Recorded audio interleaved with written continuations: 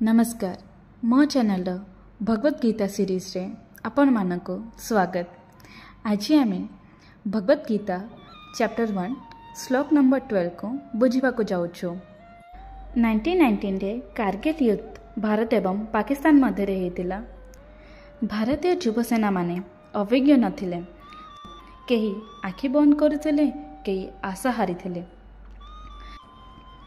उच्च पहाड़ उपरे थिबा शत्रु माने लगातार गोलीर वर्षा करथिले आउ युवसेना माने डरी जाउथिले। सेतेबेले जने वृद्ध आउ अनुभवी कमांडर विजय कुमार जोशी से दल मध्य गर्जन करती कि आमे भारतीय, आमे भय करिबु नाही, एही पहाड़ आमर, एही युद्ध रे जितिबा दायित्व आमर।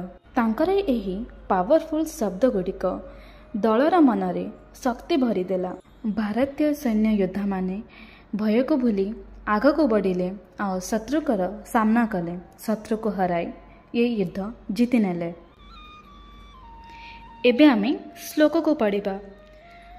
तस्य संच नयन हर्षम गुरुवृद्ध पितामह सिंहनाद विनोदोच्चय शंखधाम प्रतापवान।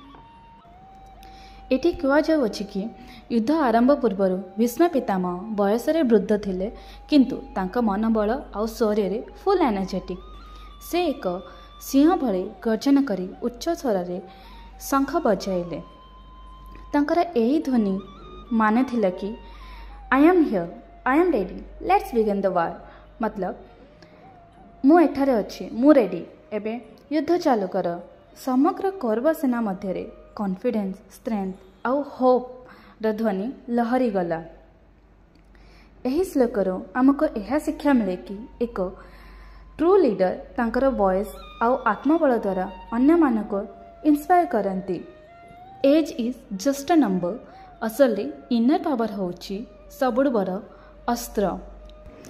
यही व्याख्याटी आपण को भल लगी कमेंट रे जय श्री कृष्ण टाइप करंतु। और एपरी अन्य श्लोकर व्याख्या पाई चैनल को सब्सक्राइब करंतु।